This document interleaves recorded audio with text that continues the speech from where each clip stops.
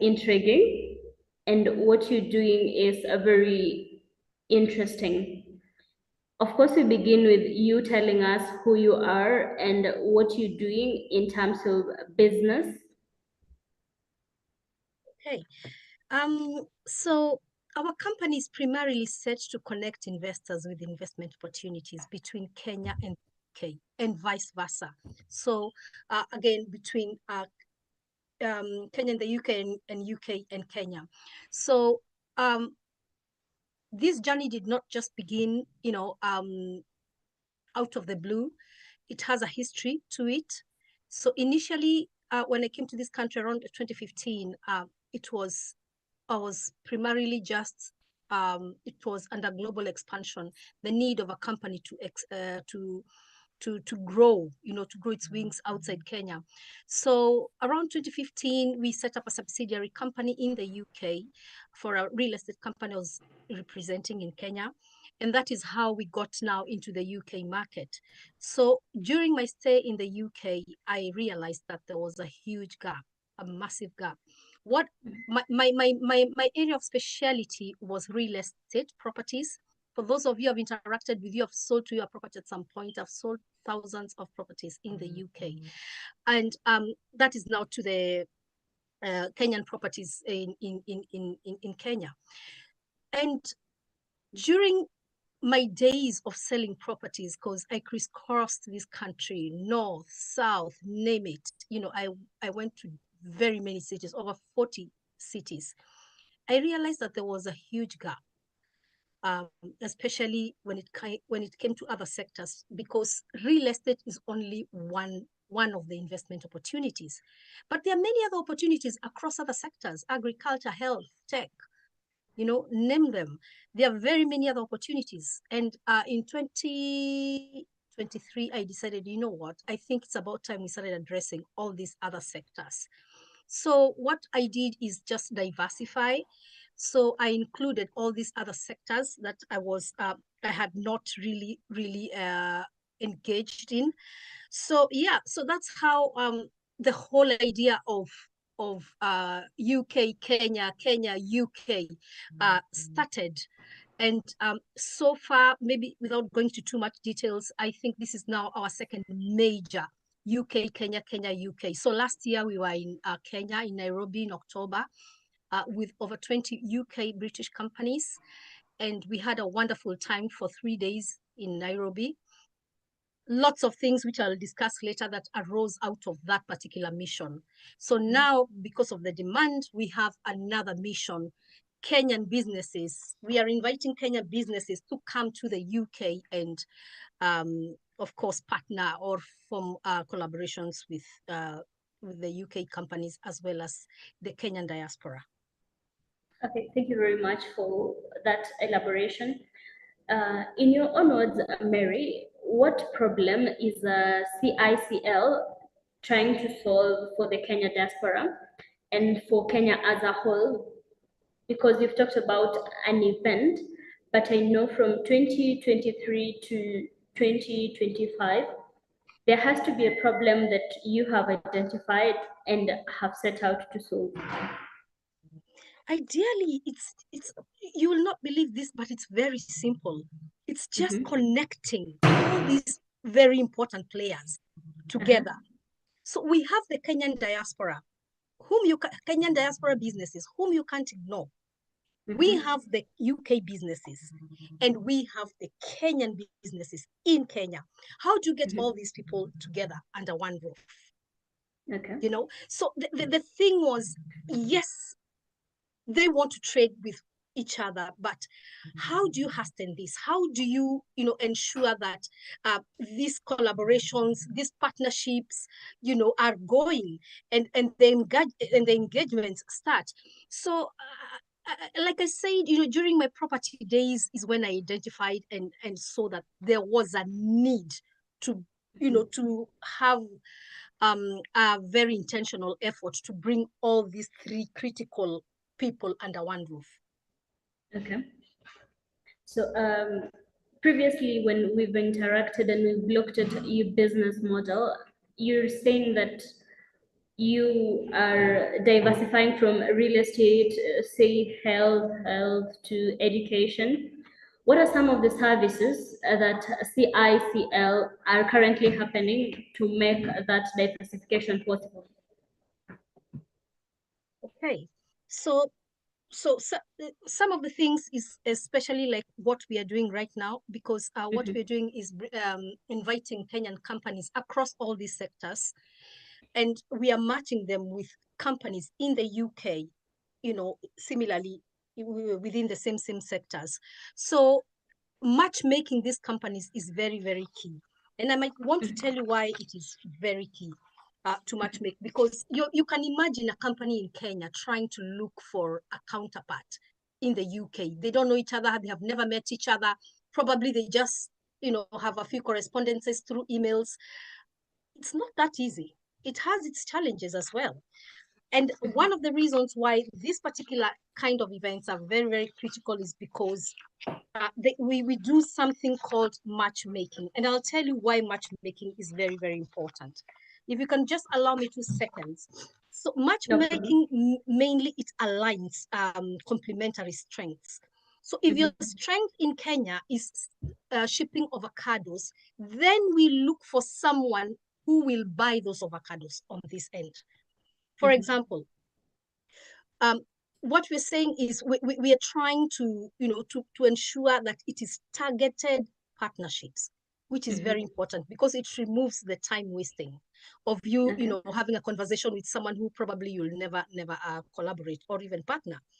Also, something else is investors, for businesses and investors, they can connect where there's real potential for collaboration. So we are going straight to the point, and not not just blind or just guessing that these two people could do business. So we are going a step further and ensuring that we are matchmaking the companies coming and the companies that are in the UK. We are Kenyans, and we definitely love a good plug, and a plug that you can rely on. A plug is a very Gen Z term, whereby someone who connects you to a place where that definitely saves you time and money, and definitely energy, because time is a currency in this generation. So if you can find someone who can save you time so that you do not have to wade through the mud, that is the service that CICL. Looking back and reflecting at 2024, you had a very successful event, and you've said that several partnerships did come from that. I want us to talk about some of the outcomes and the impact that that event had, and how that has built up to the event that we are going to have in May. Thank you for that. Actually, 2024, as we were doing the event, we didn't know the exact outcome. We had a theory of what would come out of all that, but it was amazing. And up to date, we are still seeing the some of the funnels still, and the leads still reaching out to us. So it was a 3-day affair, but really it's still ongoing even as we speak right now, because our first people whom we reached to were the people who attended the 2024 mission, and most of them have confirmed that they will be coming, because they must have seen something that was quite valuable on their end. So maybe I might point out a few of the milestones that we've achieved so far from the 2024 partner mission. So some of the partnerships, of course, some of the outcomes was strategic partnerships and agreements. So we were very pleased to see the Kenyan diaspora, or the Kenyan businesses, the diaspora businesses participate in this. And I would want to, point out some of them were very active. We have people like Sakoma Global Foods, led by Perez Ochieng, and Sam Ochieng, they were very, very active during the panel discussions. We had Champion Homes, led by Lucy Kihara. They were there asking questions. We had other companies like TKDM, they were there, yes, and many other Kenyan diaspora businesses. So just seeing that that kind of participation was very, very encouraging to us.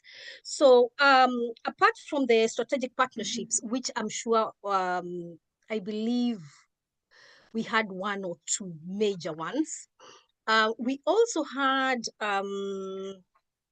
other strategic partnerships with banks, for example, KCB Bank. Out of this partnership, because we had invited KCB Bank, they Yes. are one of our main sponsors, CICL was able to form a strategic partnership with them, and we were appointed as one of their main key agents in the diaspora. Actually, they will also be participating in this year's 2025 mission. So that was also a good thing. So we also had strategic partnerships with companies like Finsco Africa, Superior Homes, just as a result of this engagement. But also notably, we had some very interesting conversations regarding agribusiness. And I would like to point that out, if you give me a minute. So we had agribusiness collaborations. So we had potential collaborations worth over 10 million. That's in dollars, which were discussed between UK investors and Kenyan agribusinesses, particularly in export-oriented production and value addition. That was key. So we had companies like Flamingo Horticulture Limited. We had people like we had companies like Gasharage Tea Factory. They were very, very quite outspoken during the conversations and during the panel discussions. So other things, other outcomes were we had a session whereby people were given a chance to visit the Konza city. And we had investors who expressed direct interest with partnering with Konza. So those are conversations that we are still following up to see, how it goes.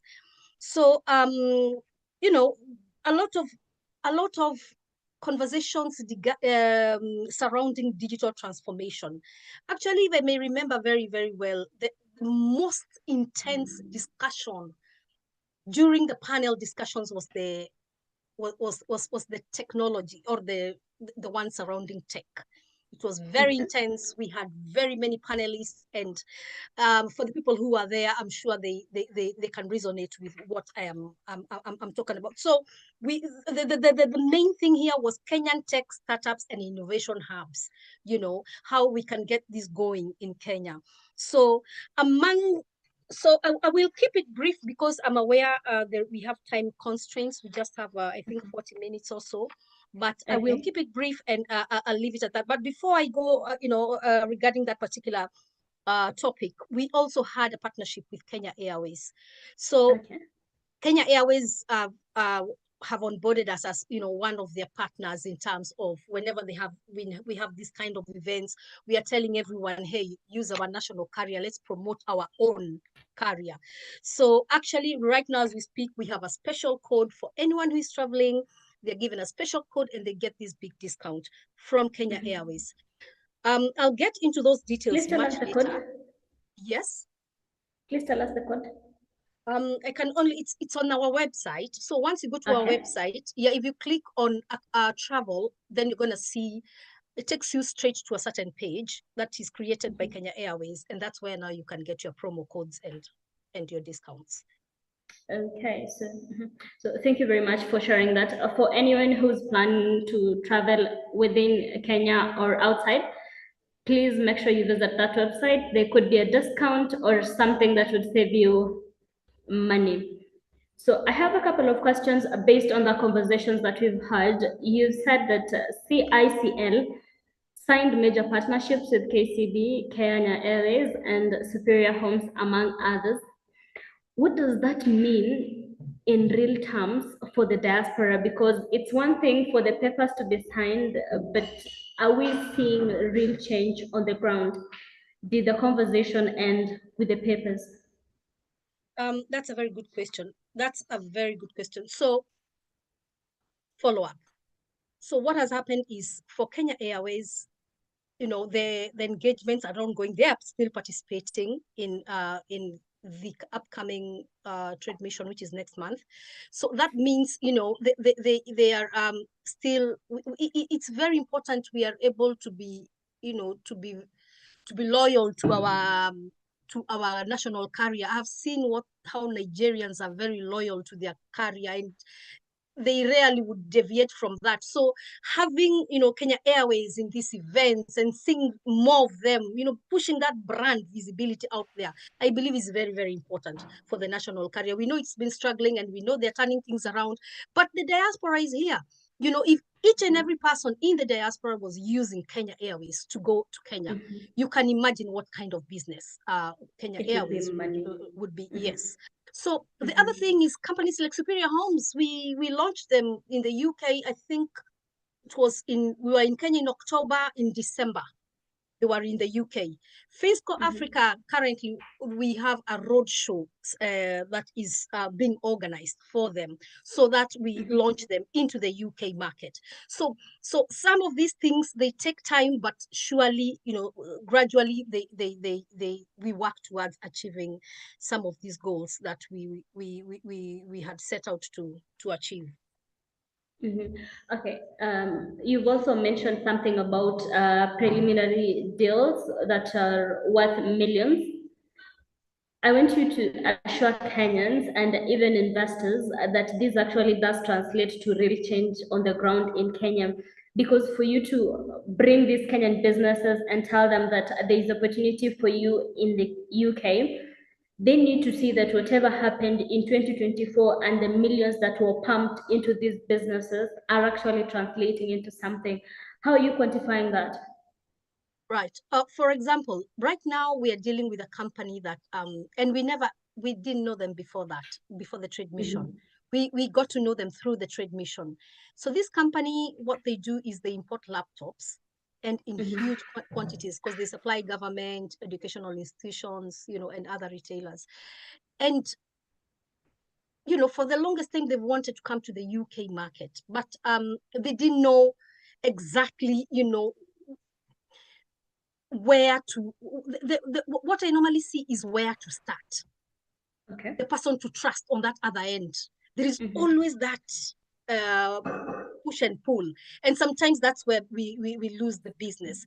So we were able to reassure them. We were able to go to the manufacturers, of the refurbished laptops. We were able to get that deal going. So as we speak right now, they have signed a deal whereby they will be having 40-feet container laptops and accessories being shipped to them. So those are some of the, like I said, I cannot name each and every one of them, but we have serious things happening in the background. That's really comforting. And as we get towards 2025, we can definitely conclude that 2024 was constructive. And therefore, anyone who wanted to join the event that will be happening in the UK can see that there's real change that is happening. And the money that is actually pumped into these businesses does translate to real change in Kenya and in the diaspora. So moving forward, we have established that 2024 was a good year, and now we want to make 2025 a good year. There is something that you've talked about, that this business model does have a precedent of South Korea and Greece. So I would like you to tell Kenyans and those in the diaspora how the power of connecting and adopting global lessons comes into what CL is doing. Actually, I think thank you for that question. It's a very it's a great question, and it has really motivated me, and it is one of the, I can say it has been one of my greatest motivations, just seeing the power of diaspora. I'm not talking about the person who sends 100 pounds to the mom for shopping.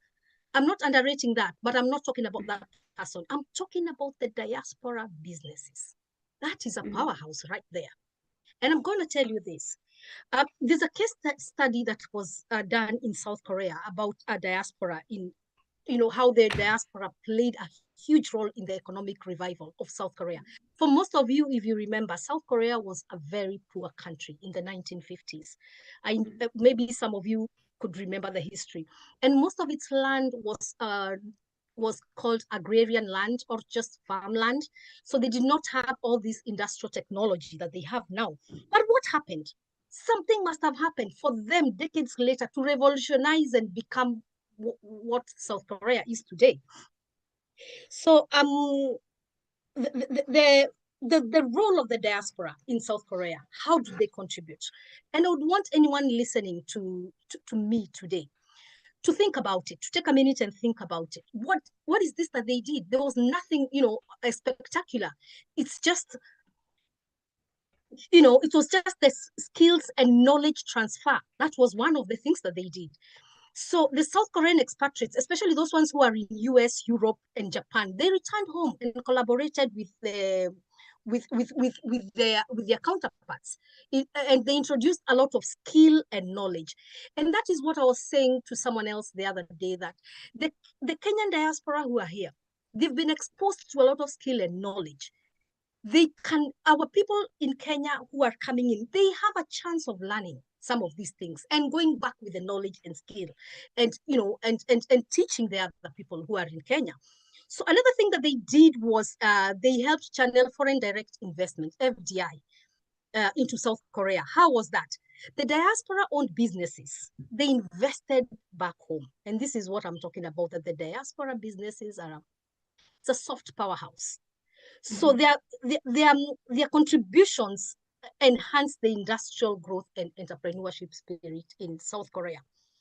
So another point was that they were able to bridge the global markets. So how did that happen? I have seen here in the UK people who, for example, I'll give just a very brief example of people probably who deal with vegetables. Or even, let me use another example that I like, avocados. I'm telling you, if you try to get into that market, the cartels are so organized, they're so tight, you cannot even penetrate. It's next to sometimes impossible. I know someone who used to do coffee. And I remember we were in one of these high-profile offices, and he was talking about the frustration. He has the money, he has the factory, he set it up, but he cannot penetrate into supplying that coffee in the UK. And I thought to myself, he's a Kenyan. And this is what now this is how the South Koreans beat this. By bridging the global markets, they were able to understand the South Koreans in diaspora. They were able to understand consumer behavior and distribution networks. Those are very powerful points. Once you understand the distribution networks, that is all you need. So you will be able to guide the person who is coming from Kenya that these are the distribution networks. But if they use maybe the normal channels, they go and hit a brick wall and they become discouraged. Think about it. Think about Samsung, LG, all those gadgets by South Korea. How did they become so popular in diaspora? It was because of their fellow diasporian Koreans who are already in diaspora. So that to me is very, very, very powerful. So there's also something else about the cultural diplomacy, whereby you promote your heritage, or you promote your culture. I have been to many restaurants here in the UK that offer Kenyan cuisine. And when I go there and see them selling that githeri, that taska, that nyama choma, it's a very nice feeling, because what you're doing, apart from just the business side of things, we are really promoting the culture amongst, a foreign land, which is also a very big power asset. For example, if you think about Korea, what happened after some time? In US there was a small city that was being named after, because there were so many Koreans there and they had adapted the Korean culture, and they had even gone into making the whole area become a Korean American city. So this in itself is a soft power asset and a major economic contributor. And the last one again is, of course, the students who studied abroad. Most of the students, we have like very many students here, they returned with global perspectives. So when they went back to their countries, they were thinking differently, and they were able to impact the same back to their to their countries. So of course, there was research partnerships, which brought a lot of course, collaboration with the diaspora academics. So what can the government do? How does the government, how can the government help us now when it comes now to all this? Having said all this, how can the government help? So one is to encourage the return of encourage return migration. So two is dual citizenship, which Kenya has already done. So kudos to Kenya. So kudos to Kenya for that. So probably the government can also try and offer special economic programs for overseas Kenyans. I saw the irrigation ministry offering a very interesting product. So people with idle land in Kenya that is just seated idle, they had a very interesting product by the name NISIP. When you have time, have a look at it.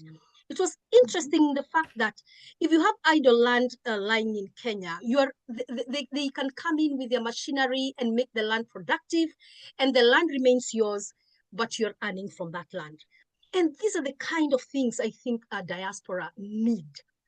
Special economic programs backed by government. So what was the impact?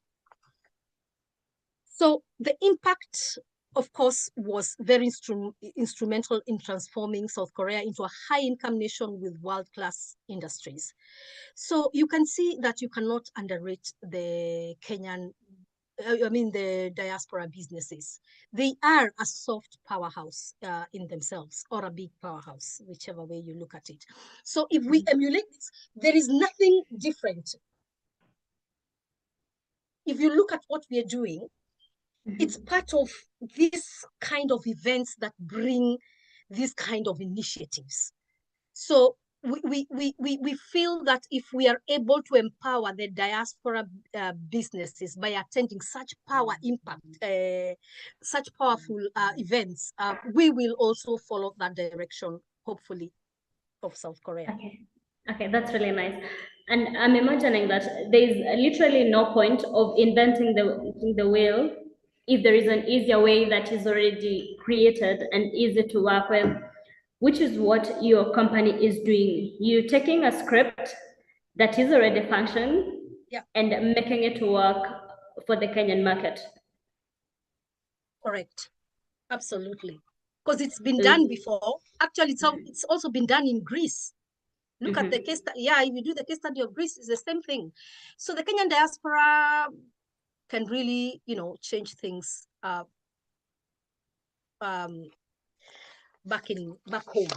home through such initiatives and missions. Okay, I really love the fact that you've highlighted the guidance role and what the government can do to make this easier, because yours is just one company that is trying to bring this change.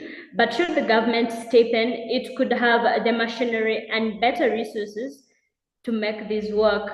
So this is a conversation that we should definitely push forward and make sure that it gets to the right people, so that action can actually be taken and Kenyans in the diaspora can have the assistance that they need. So I do have one question. I must commend the Kenya High Commission. When they heard about this event, they were very supportive. The Ministry of Trade and Investments in Kenya, very supportive. And the SDDA, the State Department of Diaspora, again, also very, very supportive. And of course, the Ministry of Irrigation. So I would want to say, a big thank you for their support. Okay, thank you very much. So we've said that the diaspora is a very, very important population, even as these conversations go on, and we can no longer ignore a population that's contributing up to 40 billion in remittances. So why do you say that the diaspora can no longer be left out in these trade conversations? Diaspora can... You cannot leave diaspora in this conversation. And I think we've left there. Look, we've been having all these bilateral talks, which are good things, good stuff. But we are also leaving out a very, very big powerhouse, and that is the Kenyan diaspora, the Kenyan diaspora businesses. We have businesses here who are dealing in billions and millions. Big, big, big timers here. You don't hear about them because people don't invite them, but they are there. Why we can't leave them out is simply because I'll give you one reason or two. Let me give you two reasons of why we can't leave them out.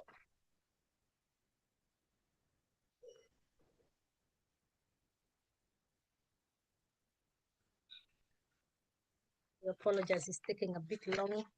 It's okay.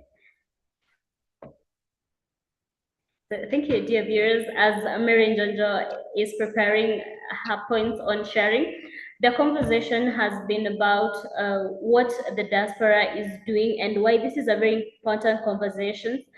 Many times when you have conversations about business, it's just government to government talking, but there's so much that the government does not get to in the grassroots. There's so much that happens in the day-to-day lives of those people in Kenya and in the diaspora. It is through people like Mary Njonjo and what she's doing that we can actually get the real picture on the ground and come up with a roadmap of actual change.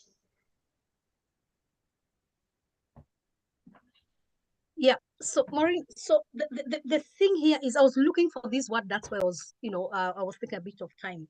I want everyone to think about the Kenyan business diasporas as vital connectors. That's the word I was looking for. These are vital connectors because they facilitate investment through opening market accesses. Yeah. And they also promote our Kenyan products, as well as, driving innovation through skills and knowledge transfer. I think we have covered the bit of skills and knowledge transfer and the bit of, promoting our Kenyan products and, of course, acting as vital connectors. Vital connectors is exactly what we are doing, acting as vital connectors between Kenya and the UK. Okay. Yes. So you can't ignore them. These are key enablers in order to sustain trade and economic partnerships. They are enablers and vital connectors. Two words. Thank you Connectors for and pointing enablers. that out. Yes. And of course, even as we continue with the diaspora conversations, we realize just how important the businesses that they're doing and the businesses that they bring back to Kenya. The best act of patriotism that someone can do is that after they have left and they find greener pastures, they bring back the water back home. Correct. Because the diaspora countries already have established and working systems. So why just not go copy paste and bring back? So I would like to consider you a patriot and continue building other patriots so that business can grow. Thank you so much. And having said that, look at a case of someone like me, myself. It was after 2015, after all these many years, I'm bringing back the knowledge, back to Kenya. Okay. Yeah. So thank you very much for that. Yeah. We've looked at the past, we've looked at where we are, but we have a conference coming up in May that we need to prepare for as entrepreneurs in Kenya who had supposed to travel to come to the UK.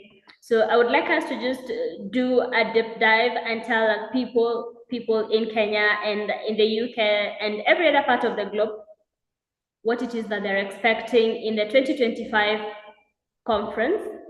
You have a very interesting choice in location. So let's start there. Yes. We are actually going to hold the event in the hub of London, Canary Wharf. And there are a few reasons why we chose that location. One is because our office is based there.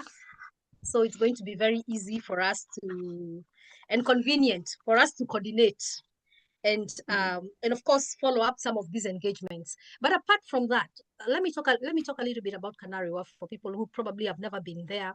You could be in the UK, you've never been there, or you could be even outside UK. And I would want you to take a minute and just Google about Canary Wharf. This is home to over 120,000 UK banks, and we're talking about those top tier banks: JP Morgan, Citibank, name them. They are all based here. So it is the global financial hub So it's a home to major banks, investment firms, and international businesses, and it attracts high-profile investors and decision makers. So we had a reason why we specifically wanted to, to have the event in Canary Wharf. Otherwise, there were so many other venues in London or central London. And of course, it symbolizes serious economic intent and credibility, by holding an event in Canary Wharf. And of course, it creates a strategic environment for forming impactful and cross-border partnerships, just because of its strategic location. So that is, that is the why Canary Wharf. So number two is the event is on the 28th, or the mission. We are calling it the Kenya-UK Investment Mission. Last year, we were calling it UK Kenya. So last time was the UK companies going to Kenya. This time it's the Kenyan companies coming to the UK. So we are calling it the Kenya-UK Investment Mission 2025. So we hope to have this kind of missions every year. And what we expect is that on the 28th, we're going to have a full day conference. And during the full day conference, of course, our main area of focus is 8 sectors. We have real estate, we have agriculture, tech, healthcare, we have import and export, we have, I think I'm forgetting some, but there are 8. So those are our areas of focus. If you go to our website, you'll see all of them. We will have panel discussions. We are going to have, of course, we'll have the keynote speaker, and I want to believe that the chief guest is the PS for Trade and Investments, Honorable Abubakar. And we shall also have exhibitions, parallel exhibitions running alongside the conference on the very, very same day. So it's going to be a full day, packed day, busy day, people showcasing their products, others, in the conference hall. And it's, and of course we shall have the B2B rooms for people who want to have exclusive meetings and such like engagements. On the 29th, we believe that theory without practical is not promote learning. Yes, so we saw the impact of having the site visits in the last conference. So on the 29th, what we've done is we have invited people to book early in advance for these site visits. For example, real estate, we have big tier companies, real estate companies that we've partnered with, like Barclay Group. PLMD is also another company. So you'll have an opportunity to go and see the UK's property sector. How do they build? What do they build with? Have all these conversations, look at the amenities vis-a-vis, the prices. It's also an opportunity for Kenyans to invest if you're looking for, another market to invest in. So, and also many other, we have the flower farms, we have, if it's healthcare, we have some cancer research. I think it is the latest. I'll confirm that information because we are still working on the draft, and the draft will be ready by the end of this month, which we shall have on our website. So by the end of this month, you can go to the website and you can see the program, what the program is going to be like, and you can start making bookings for your site visits. So that's how the 2 days are going to look like. We shall also have some very, very exclusive meetings for some of the key diaspora businesses with some of the government officials coming. So that is also something that we are also really encouraging the Kenyan diaspora businesses. We've had a lot of challenges. If you go to our website and if you see the registration form, we've focused on things like what sector are you in, challenges, what are your expectations from this it's not just about attending a conference. So it's about, how much value can you get out of this conference? You have taken your time off, and you've come to the conference. How much value can we add in order for you to feel that you have really, it was time well spent? So we are really taking things very, very seriously in terms of ensuring that the value has been Delivered. achieved. Okay, thank you very much. Allow me to cut you short and acknowledge some of our viewers and their comments that they're sending. Thank you, Jen Gital. You're saying interesting conversation. Looking forward to attending this event. I can't. Mary Njonjo is definitely looking forward to meeting you. Isaac Kimundo is saying looking forward. Boniface Karanja is saying watching, looking forward to representing Tuma Tuma and Safari Ticket during the Kenya UK Business Summit. Should there be other comments, of course, or any other questions? As we continue with this conversation, I will definitely send them to you. So you've talked about matchmaking at the beginning of this conversation. There are certain sectors, 8 sectors that you've said are going to come. Yep. How does that look like? Because you have 2 days that are really packed. Yeah. So like I said, the first day is it's a full day conference. Just a full day conference with very dynamic program, and mainly it's for dialogue. Yeah. And then we have the second day. So during the first day, we will have parallel exhibitions. Okay. So panel discussions ongoing. We have different sectors, different people doing presentations at certain times. So until we currently what we have is the draft program, and I've been sharing with just a few people, but by the end of, I believe, next week, we should be having the final program on the website. So 28th is conferences, exhibitions. If you're a delegate, that is, a great day for you to come and network, or just participate, even as a panelist or as a speaker. So let us know in advance if you want to participate as a speaker. Of course, again, we cannot have too many speakers of one sector. So we are also checking and ensuring that it's balanced across all sectors. So we also have sector-specific panel discussions. These ones I've said them, together with the B2B meetings. So those two are critical, the B2B meetings and the sector-specific panel discussions, because this is where you ask your questions. This is where you bring up issues. We've seen people with a lot of challenges, especially when it comes to delivery of things. Like I have a lady who was telling me about, by the time she imports flowers and by the time flowers arrive in the UK, they're already, spoiled. And it's something to do with just a very small thing in Nairobi. How can we streamline? How can we, help this kind of people? We have others who have to import avocados through Spain, because I think there are no taxes there. It's just a whole lot of things. So we are also gathering a lot of feedback, a lot of challenges, and we intend to share some of this information with the policymakers and the decision makers in government.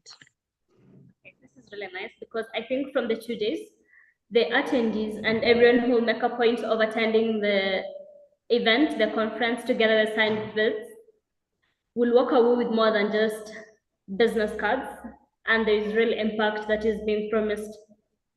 So 2025 is coming up and it's business. I want you to give a call to action to every Kenyan entrepreneur who hasn't signed up yet, and to every business in the UK who's wondering, what does Kenya have to offer me?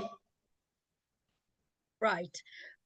First of all is to shout out, because you mentioned someone there, and I really want to shout out to them. That is Boniface. And if someone is coming to the UK, you definitely have to sightsee some of the major landmarks in London. You can't go back without seeing the Big Ben, seeing the Tower Bridge. So there is a guy, by the name Boniface of Safari Tickets. who we are working alongside. So he's going to offer you itineraries, even one-day itineraries. So if you come after the conference, don't go back just yet. Stay a day or two longer, and and visit even the countryside of UK. It's very beautiful. So I forgot to mention that, which was also in my points. So just reminding people who are going to come that it's going to be towards a weekend. So you can as well take time off that Wednesday, Thursday, and Friday, and give yourself that nice treat. Okay. That would be a really nice holiday for any kind.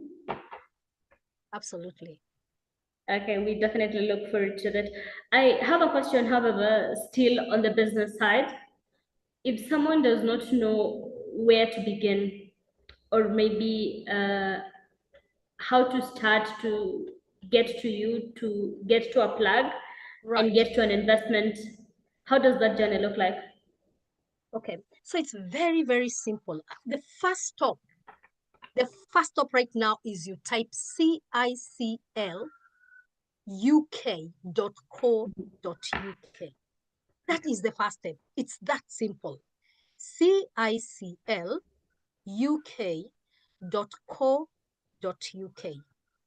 On the homepage, I hear they call it the hero page. I don't know.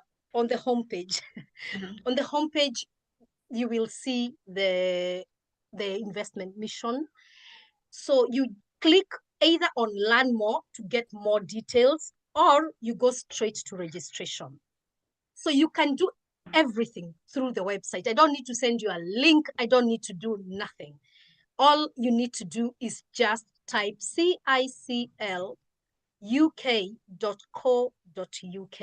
and it will take you straight to the registration form. The minute you fill that form, the form comes to us.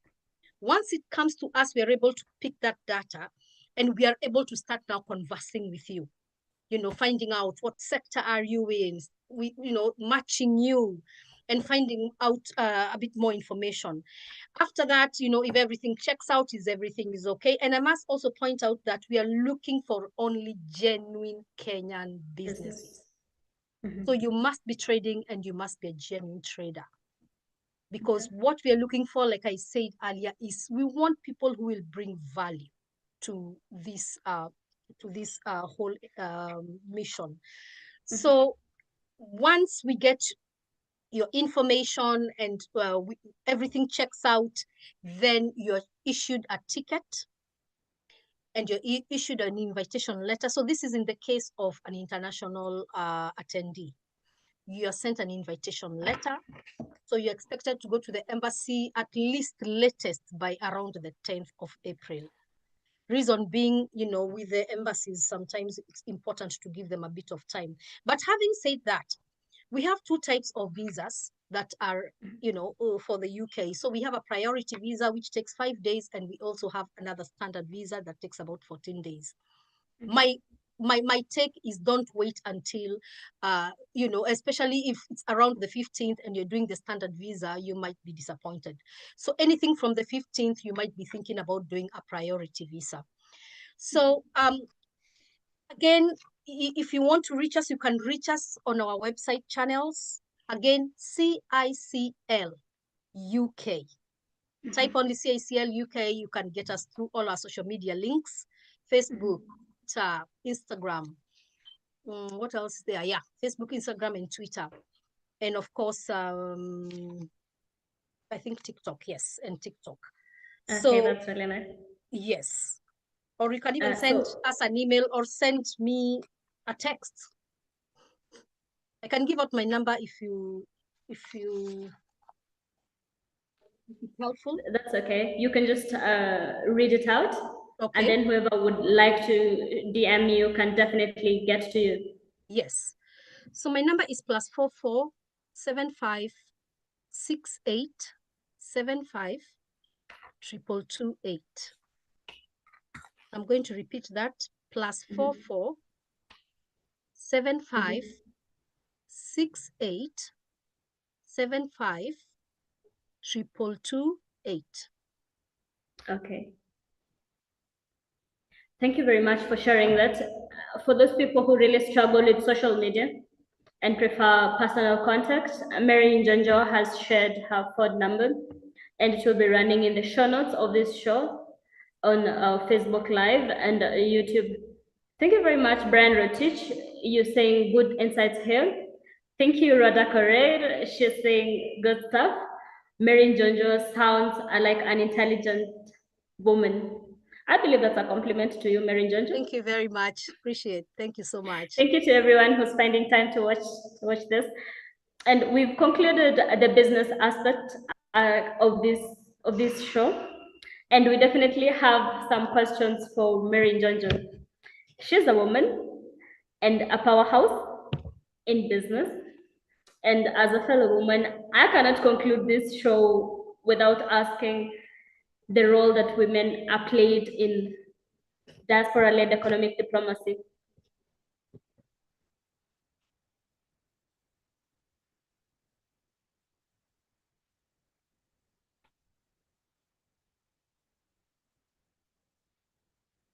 I don't know if you can hear me.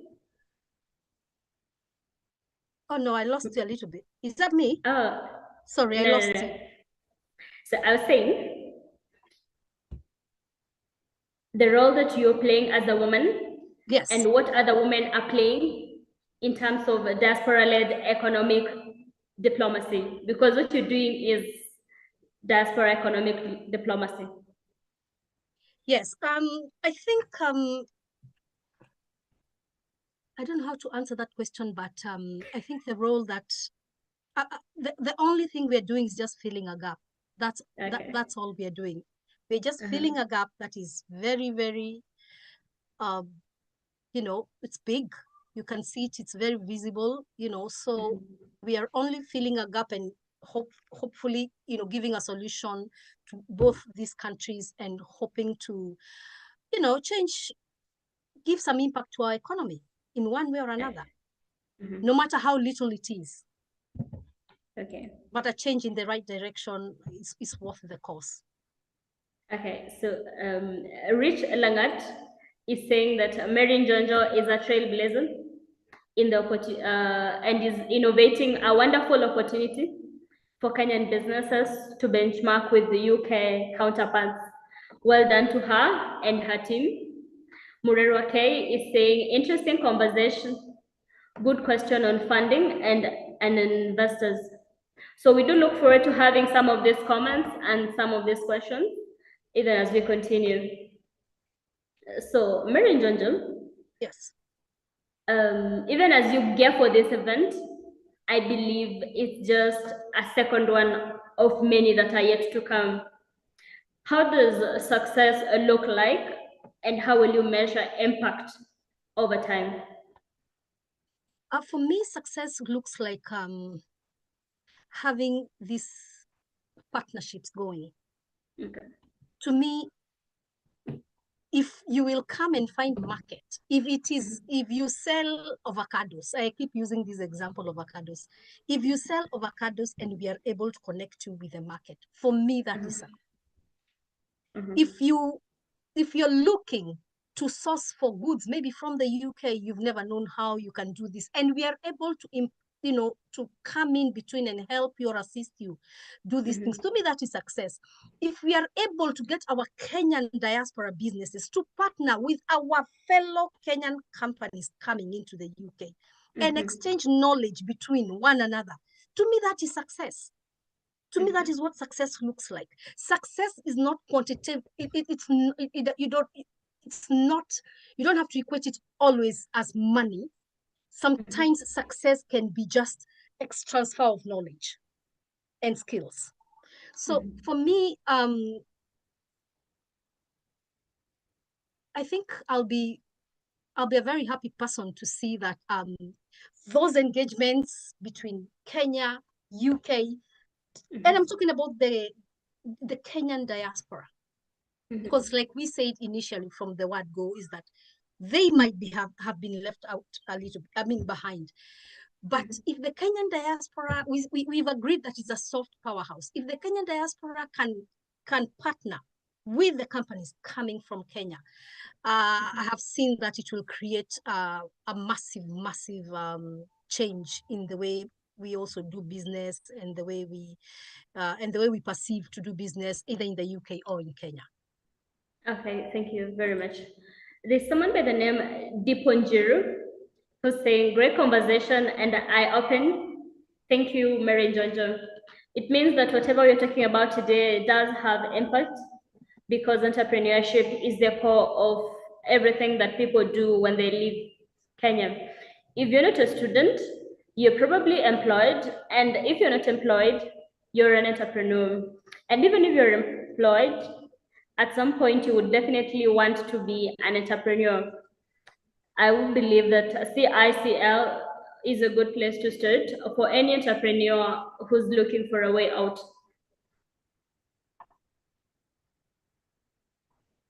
Correct. Okay, so as we come to the end of this, you've said that it is very important for Kenya Diaspora to have events between Kenya and the UK. And I do understand that it is your brand that you have CICL UK, but the diaspora is so big. Do you have a plan of ever making it CICL Diaspora? Or UK chapter. Yeah, Oh. and then we go to US and there is the US chapter. Well, I wish it was that easy. Look, it's baby steps, one day at a time. Okay. One day at a time. Last year we did October, we did the first ever trade mission. Of course, I have a lot of experience with events and and such like things in the UK, but having done the first one and it was successful, and we organized it from UK. And it was a 3-day event. It showed me that there was a lot of hunger in the market. And again, I've not mentioned this to you as we close. The day we said that we're going to have this event here in the UK, I approached a few community leaders and, I told them, hey, this is what we intend to do. And within 1 week, that group had over 200 people, active people. That shows you the hunger is there in the market. People want this, people want to hear what's happening in the market, who is coming, they want to start somewhere. So you can imagine in a couple of years down the line how far we would be. But again, like I said, we stay hopeful, we start with baby steps, and we see how the next few years look like. Okay, thank you very much. We cannot conclude without telling people how they can participate in this event, because I'm very sure there are several ways of contributing and being part of the event that is going to be held in May. So please tell our audience how they can support you and how they can be part of the engagement and the conversation. Okay, so one, you can participate just as a normal delegate. You're just coming to see what's happening. You're even coming to window shop, you don't necessarily have to come and invest. You can come to just window shop and just see what happens in UK. So you could come in as a delegate, you could come in as a sponsor. Like I said, we have several, and I want to really, really take this opportunity to thank all the sponsors, from KCB Bank, Finsco Africa, Tuma, Kobe, Kogweno Advocates, and the rest. I can't remember all of them right now. I really want to thank our sponsors. I also really want to thank the part of government that has really taken this initiative so seriously. So the sponsors, I really want to thank them and encourage more to come. Remember, as a sponsor, when you come, you have a lot of brand visibility. You're even given time to speak about your brand. You're given time to even play a video about your brand, and even to answer questions and be a panelist as well. So being a sponsor means a lot. It's a good way to enter into a market, and it's an inexpensive way to penetrate a market. So if you're out there and you're thinking about how do I penetrate the UK market, one of the ways is by coming in as a sponsor. So the third way is by being an exhibitor. What's the difference between an exhibitor and a sponsor? An exhibitor is someone who does not go to the panel, does not speak, but you have your table right there. So, you know, you're mingling with the traffic that is coming, you know, round. So it also adds a lot of brand visibility, and you get to know people. You get to get data. You know, people coming to your desk, you're busy giving them your card, telling them who you are, where you're based. In short, you're putting yourself on a roadmap here in the UK. Then you can also come in as a speaker.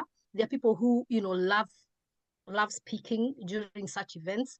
Already we can see that our speaker list form is kind of full, but again, you're welcome to come in as a speaker. We have a speaker form. Again, everything is on the website. So those are the 4 ways you can come in. Okay, thank you very much for sharing that.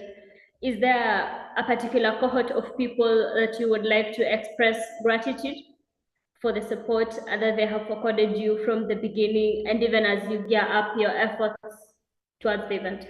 I would want to highly say thank you to the Kenya High Commission. Again, last year they were very big supporters. This year, again, they're really supporting us.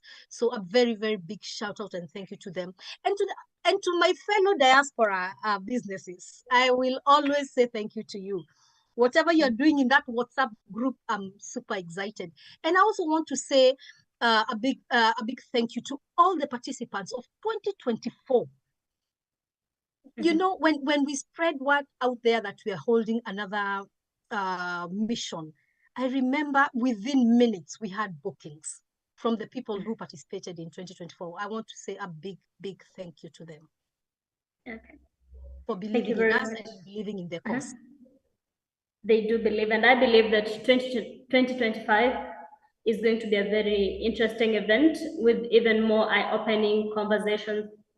To everyone in Kenya and in the diaspora, Mary Njonjo cannot wait to see you in May the 28th and the 29th. The venue of the event is very elegant, and for anyone who's business oriented, that is a very good place to network and definitely learn much, much more. Mary, you would have this final one, but I would like to thank our audience and tell them thank you very much for the kind of participation that you've had and the engagement. Would also like to thank some of the sponsors of our show and everything that they're doing to make sure that we continue running.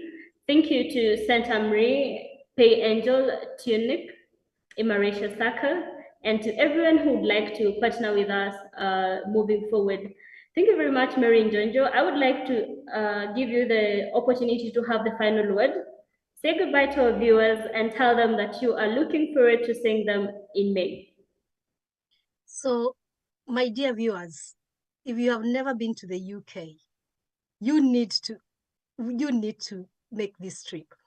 I always say that some people, there is a saying in my language which says that it's only someone who has never traveled that says that, oh, my mother is a very good cook. I dare you to travel to the UK. Come and see the other side of life. I can attest to it that you will not be disappointed. Come, let's network, let's engage, and let's do business. And a big thank you to Moses Langat, who made this particular meeting possible. Okay. Thank you very much, dear viewers. And until next week, Sunday, stay safe and stay tuned to the Kenya Diaspora Media. Thank you.